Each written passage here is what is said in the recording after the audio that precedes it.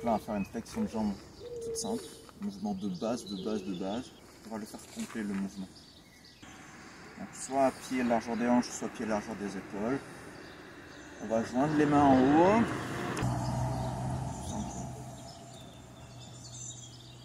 On va en faire ce mouvement simple de base, une centaine max, en une seule fois. T'inspires en descendant, tu expires en remontant. On essaye de faire 100 pour une première série. Tu vas monter sur ta barre, tu vas te laisser pendre, tu essayes de ne pas être là, de bien être relevé au niveau de tes épaules, bien droit. Tu vas simplement mener les genoux à 90 degrés et les redescendre. Tu essayes quand tu fais ça d'engager vraiment tes abdominaux. Si tu restes parfaitement rectiligne, ça va engager les abdominaux. Et tu peux avoir une légère rétroversion du bassin, une antéversion, pardon, puis une rétroversion avant de monter les genoux. Mais pas en élan, en mouvement tranquille, contrôlé. Et là, tu vas travailler toute la sangle abdominale, même jusqu'au bas de la sangle.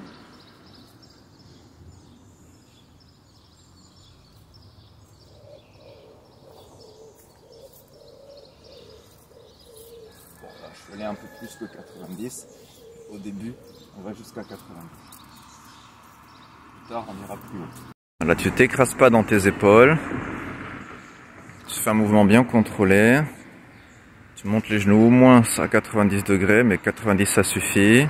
Tu repointes les pieds vers le bas, tu te laisses bien descendre. Un mouvement de base pour la sangle abdominale.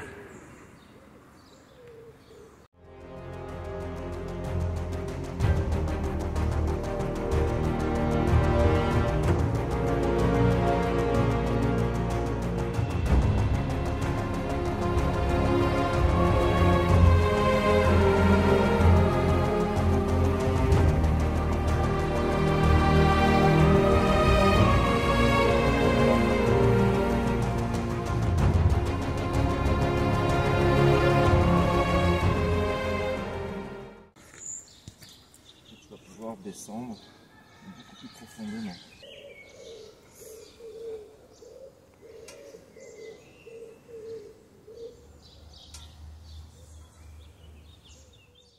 Descends plus bas encore si tu peux, laisse-toi vraiment plonger, voilà. Pour bien sentir l'étirement pectoral. Et quand tu remontes, tu arrondis au niveau des épaules et quand tu descends, tu creuses au niveau du dos. Et je ne me mets pas au-dessus le dos arrondi, je me mets un petit peu en arrière et un petit peu en arrière avec le dos droit, comme dans la position du gorille. Je ne mets pas forcément la tête là, je rentre la tête. D'accord ? Il peut y avoir un léger arrondi au niveau du dos, c'est pas très grave, mais pas trop fort. Donc l'idée c'est d'essayer de descendre droit, la kettlebell devant.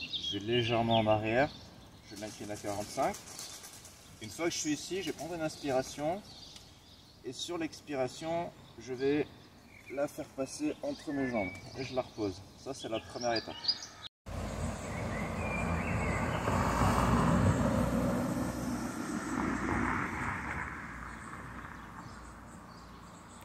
Deuxième étape. Une fois que je suis dans la position avec la kettlebell entre les jambes, je vais me redresser avec le dos droit. Et toujours sur l'expiration, amener la kettlebell au niveau de ma poitrine, mais dans un seul mouvement en fait. Et je ne contrôle pas avec les bras la kettlebell. Je ne contrôle pas avec les bras la kettlebell en force pure. C'est vraiment un gros travail du dos. J'ai une bascule du dos. Bien sûr les bras vont travailler aussi, mais c'est surtout une grosse bascule du dos. Avec un petit mouvement de hanche en rétroversion. En fin de mouvement. C'est surtout cette bascule du dos qui va faire lever la kettlebell. Et pour la faire redescendre, je ne la retiens pas. Je laisse le poids travailler et je reviens. Et la respiration pendant ce mouvement, ça va être d'ici Bon là on inspire, sur l'expire je l'amène et inspire, inspire, inspire, inspire, inspire, inspire, inspire jusqu'à ce que les bras soient à peu près à 45 degrés. Et quand ils sont à 45 degrés, mes bras là je commence à expirer. Je remonte en expirant. Donc, je suis ici, inspire, je l'amène en arrière, expire, expire, expire, expire. Et là je commence mon mouvement.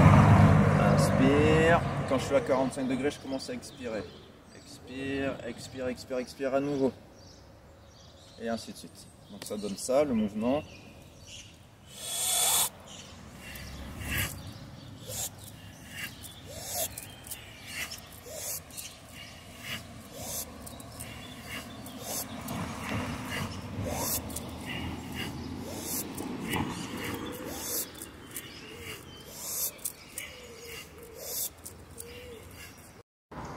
Sur l'exemple, j'ai respiré avec la bouche, mais on peut aussi respirer avec le nez. Tout le temps, c'est chacun choisit. On peut inspirer par la bouche, expirer par le nez, ou inspirer par le nez, expirer par la bouche, ou inspirer tout le temps par le nez, voire tout le temps par la bouche éventuellement, mais bon. Le mieux, c'est soit inspirer par la bouche, expirer par le nez. Mais après, on peut inspirer par le nez, expirer par le nez, c'est vraiment comme on veut. L'idée après, c'est pas d'avoir un mouvement trop rigide. C'est vraiment d'avoir un mouvement qui est souple.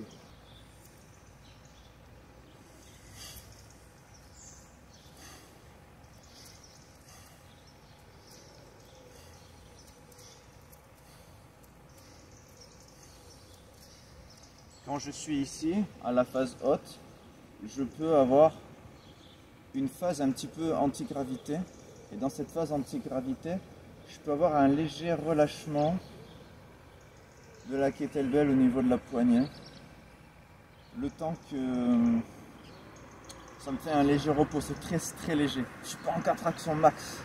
Je peux avoir un temps de léger repos, même si ça dure qu'une seconde, le temps qu'elle monte. Et avant qu'elle commence à redescendre, c'est très rapide, mais ça me donne un temps de pause que je peux utiliser de relaxation avant de la reprendre et de réaccompagner le mouvement. Des petits exemples rigolos de ce qu'on peut faire avec ce temps de pause.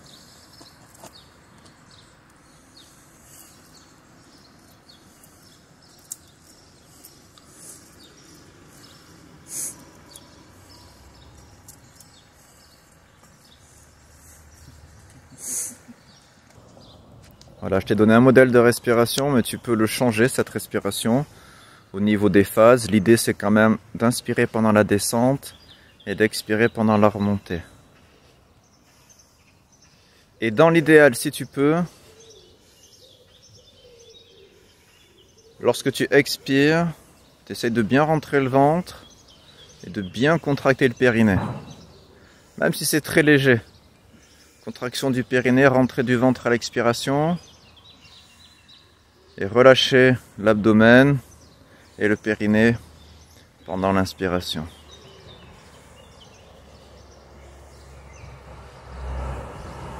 Laisse bien la kettlebell descendre par elle-même et tu mets l'impulsion pour la relever toi-même volontairement à l'expiration.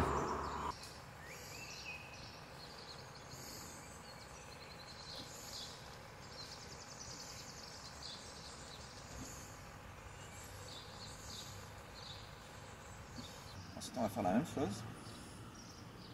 Et la respiration que je t'ai donnée, tu vas la comprendre avec plus de logique. On va amener la kettlebell jusqu'en haut cette fois-ci. Au début, en plusieurs étapes. Première étape là, et au deuxième mouvement, on l'amènera jusqu'en haut. Une fois qu'on sera en haut, toute la phase de descente, c'est l'inspiration, inspiration, inspiration, inspiration. Une fois qu'on est à peu près à 45 degrés, soit on est en rétention et expiration, soit une fois qu'on est à 45 degrés, l'expiration commence. Avec toujours le concept. À l'expiration, je contracte le périnée, je rentre le ventre, je contracte le ventre. À l'expiration et sur l'inspiration, je relâche le périnée, je fais gonfler le ventre. Comment ça donne ça?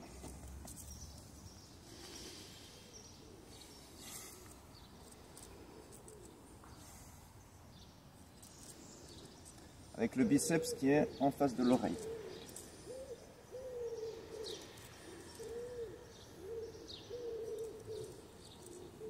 Ça va augmenter le travail sur les abdominaux.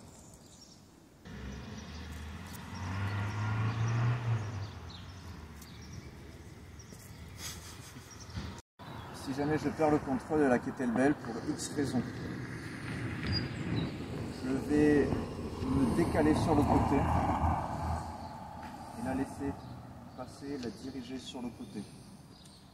Si j'étais à une main et que je perds le contrôle, par exemple, je suis ici, je suis à une main, imaginons je perds le contrôle de la kettlebell, je me tourne, je la rattrape à deux et je la pose. Si dès le départ j'étais à deux mains et que je me rends compte que je perds le contrôle, je me décale, je la rattrape